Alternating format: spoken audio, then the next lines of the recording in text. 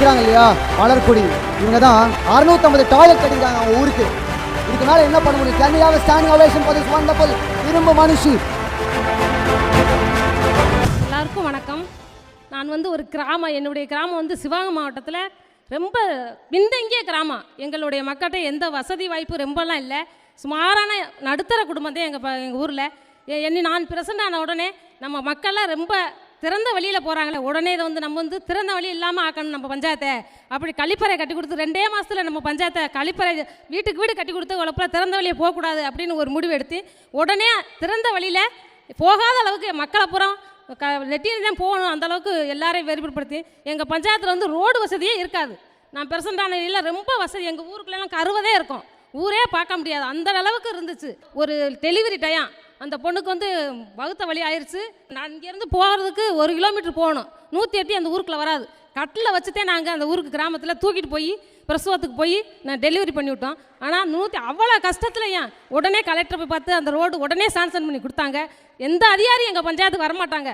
நான் தலைவரான உடனே நான் செய்த சேவை அவ்வளோ அதிகாரி எங்கள் ஊருக்கு வர்ற அளவுக்கு நான் பண்ணேன். அது எனக்கு ரொம்ப எல்லாம் சந்தோஷமாக இருக்குது. எங்கள் கிராமம் ரொம்ப கஷ்டப்பட்ட கிராமங்கள். ரொம்ப வீடே குடிசை விடுதேன்.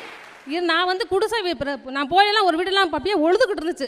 அந்த வீடு ஃபுல்லாக சென்ட்ரி வீடு ஆக்கி எல்லாருக்குமே ஓரளவுக்கு வீடு இப்போ கூரை விட இல்லாத பஞ்சாயத்தாக எங்கள் பஞ்சாயத்து ஆக்கிட்டேன். நன்றி, வணக்கம். மேடம், அதே கம்பீரத்தோட அதே சிரிப்போட எங்களோட ரேம்பில் ஒரு ஆனர் வாக் கெத்தாக நடந்துருங்க மேடம்.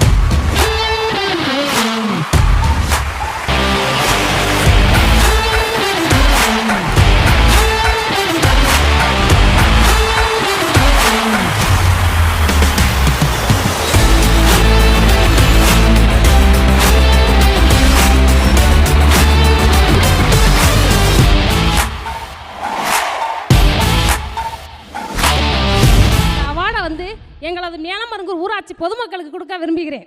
இந்த அவார்டு வந்து என் கிராம பொதுமக்களுக்கு தான் அவார்டு. என்னுடைய கணவர், என்னுடைய உழைப்புக்கு என்னுடைய கணவர் தான் முழு பொறுப்பு.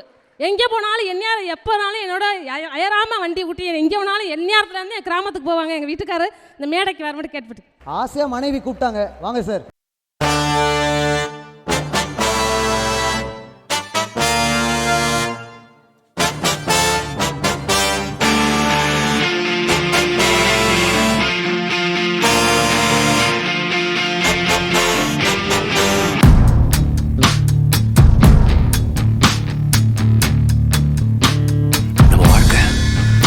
ஏதோ ஒரு பணக்காரனா வாழ்ந்துட்டு செத்தவனோட வாழ்க்கை இருக்கக்கூடாது.